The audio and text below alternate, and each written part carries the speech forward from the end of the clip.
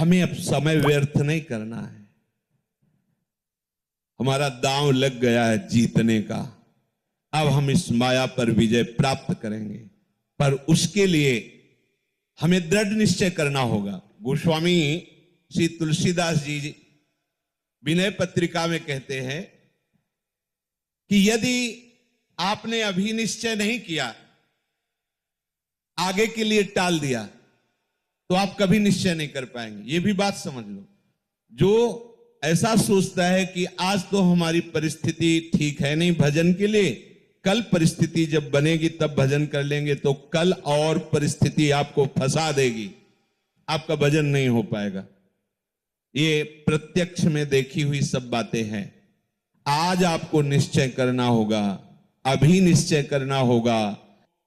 निश्चय करो, अब तक जो समय हमारा व्यर्थ गया गया।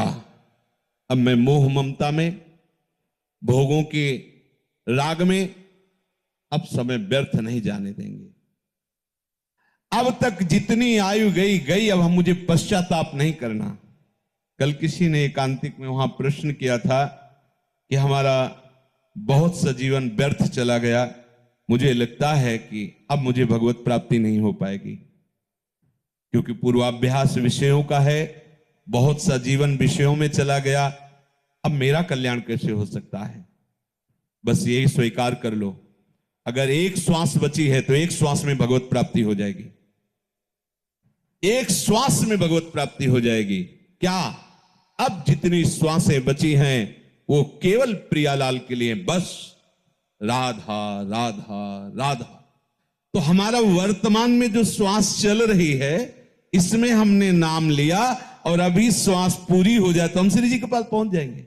हमें घबराना नहीं है, हमें निश्चय करना है कि अब तक जो व्यर्थ आयु गई, समय गया गया, अब नहीं जाने देंगे। अब लो नशानी अब ना नशे, अब नहीं। क्यों? क्योंकि प्रभु की कृपा से ये अविद्या की रात्रि, मोह की रात्रि अब खत्म हो गई है। सत्संग सुनने को मिला, विवेक रूपी भास्कर उदय हुआ, तो मोह रूपी रात्रि नष्ट होए। विवेक मोह भ्रम भागा, और विवेक सत्संग से होता है। बिनु सत्संग विवेक न होई, और सत्संग भगवत कृपा से होता है। राम कृपा भव निशा सिरानी। अब हमारी जो माया की रात्रि में, मोह निद्रा में मैं सो रहा था, भगवत कृपा से इस प्राप्त सत्संग में विवेक का जागरण हुआ, और मैं जान गया हूं अब पुनः बिस्तर नहीं लगाऊंगा, अब मोह में नहीं सोऊंगा, अब किसी भोग को सुख बुद्धि से भोगूंगा नहीं, अब किसी से राग द्वेष नहीं करूंगा, अब एक क्षण भी भजन के बिना व्यर्थ नहीं जाने दूंगा। अब लो नशानी अब ना नशई हो। बोले आपको ये सामर्थ्य कहां से प्राप्त हो गई? तो कह रहे पाए नाम चारु चिंतामणि,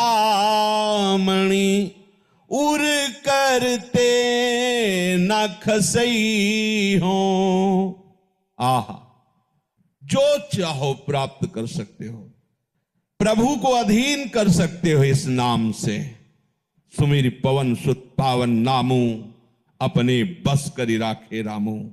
आहा, समझ में नहीं आ रहा, यही भगवान की प्रबल माया है। ऐसा महामहिम नाम जो स्वयं श्री हरि अपनी जिह्वा से निरंतर रटते रहते हैं। राधा राधा राधा हरि रसना, राधा राधा रट। जो राधा राधा बोलता है, अनंत जन्मों के जितने भी शुभ अशुभ कर्म बांधने वाले प्रभु उन सबको नष्ट कर देते हैं, आगे लिखते ही नहीं है। ऐसे समर्थ नाम को प्राप्त करके भी आप यदि क्लेशित है, दुखी है, अशांत है, राग द्वेष जनित उससे जल रहे हैं, तो आप समझो कि आपका अभाग्य ही उदय हुआ है। ये जो नाम रूपी चिंतामणि मिली बहुत स्वादिष्ट है। राधा नाम सुधा रसम रसी तुम, अमृत रस झरता रहता है। राधा राधा राधा। पर अभी हमारी जिह्वा विषयों का स्वाद लेती रहे, इसलिए राधा नाम का स्वाद नहीं मिल रहा। रटते रहिए तो राधा नाम सुधा रसम का स्वाद मिल जाएगा, फिर ये छूटेगा ही नहीं। राधा राधा राधा वल्लभ, राधा वल्लभ, ये विस्मरण ना हो, सब ठीक हो जाएगा, सब ठीक हो जाएगा। मान लीजिए आप, और आप सोचे कि मैं अपने संकल्प से रोक दूं, तो इतना बड़ा आप में अभी सामर्थ्य नहीं है कि संकल्प से विषय आकर्षण को रोक दो। रसबल छूटे जो विषय, तब ही तो सुख होए। जब नाम रस आ जाएगा, राधा नाम सुधा रसम, ये सब आपको ऐसे बमनवत दिखाई देने लगेगा। राधा राधा, मन खुद घृणा कर लेगा विषयों से। पायो नाम चारु चिंतामणि, उर करते न खसई हो। इस पर ध्यान दीजिए, यदि नाम नहीं चल रहा है तो ये मन तुरंत ऐसे जाल रचेगा कि आपका पतन करवा देगा, पक्का। इसीलिए कहा हनुमंत विपत्ति प्रभु सोई, जब तो सुमिरन भजन न होई। जब सुमिरन भजन नहीं हो रहा तो विपत्ति है क्या, कि ये माया का कोई न कोई जाल हमको आकर्षित करके फंसा लेगा। हानि हरिवंश के नाम अंतर परे, लाभ हरिवंश उच्चरत बानी। जहां नाम बानी छूटा, हानि ही हो गई। कोई न कोई वृत्ति हमारे अंदर जलन पैदा कर देगी, नया संस्कार भोगों का पैदा कर देगी।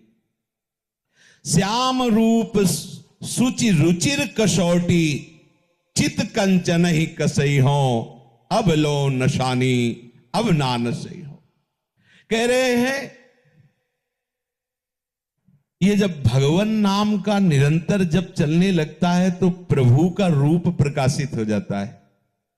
प्रभु का रूप कोई ध्यान कर सके ऐसी मन बुद्धि में सामर्थ्य नहीं है, पर जिस समय हमारे हृदय में नाम चलने लगता है, जैसे ये कहा जाए कि आप प्रियाजू के रूप का ध्यान कीजिए, तो रूप का ध्यान तब होना जब वो प्रकाशित हो। प्रियाजू किसी की कल्पना का विषय तो है नहीं। प्यारोडुम क्षमते नहीं अच्छी सुखा दिए नाम तु ध्यान गम। और प्रभु के लिए भी कहा गया है, श्याम सुंदर के लिए भी, यो ब्रह्म रुद्र शुक नारद भीष्म मुख्य रालक्षितो न सहसा पुरुषस्य तस्य। इन बड़े बड़े महापुरुषों के लिए कह दिया गया। मुनिमन ध्यान धरत नहीं पावत। बड़े बड़े मुनिजन प्रभु श्री हरि का ध्यान धरना चाहते, पर वो पूर्ण रूप से हृदय में उनका ध्यान नहीं लगा पाते। ये प्रभु के रूप का ध्यान कब होता है? बोले जब नाम को निरंतर हृदय में चलाया जाता है। हृदय की बात हो रही। जब नाम जिह्वा से चलता है तो कंठ में आता है, कंठ से हृदय में आता है। रोम रोम जब रग रग बोले, तब कछ स्वाद नाम को पाए। हर नस नाड़ी में नाम विराजमान। अरे अद्भुत महिमा नाम की, अद्भुत महिमा। नाम जो रूप है सच्चिदानंद में, वो आपकी कल्पना नहीं है, वो साक्षात झलकने लगता है, ये केवल नाम की सामर्थ्य से। इसलिए बड़े बड़े महापुरुषों को देखा है, पहले नाम, नाम के बाद रूप, नाम के बाद रूप का प्रकाश होता है। रूपाशक्ति ही लीला में प्रवेश करती। जब रूपाशक्ति बढ़ जाती है तो छिन छिन बिहरत संग, छिन छिन निरखत प्रेम भरी, छिन जस कहत अभंग। यह जो कृपा हरिवंश की, वो प्रतिपल उसी रूप के सानिध्य की लालसा से युक्त होकर निरंतर उन्हीं के समीप रहने लगता है। और ये रूप ऐसा है, ये कौन बात जो अबही और है, ये प्रतिपल वर्धमान रूप है। इसीलिए कभी भी रूप का पान करते हुए तृप्ति ही नहीं होती, क्योंकि प्रतिपल वो नया नया रूप प्रकाशित होता रहता है। तो प्रभु के श्याम सुंदर रूप की कसौटी बनाकर चित्त रूपी सोने को कसूंगा, अर्थात हमारे चित्त में सदैव वो रूप समा जाए।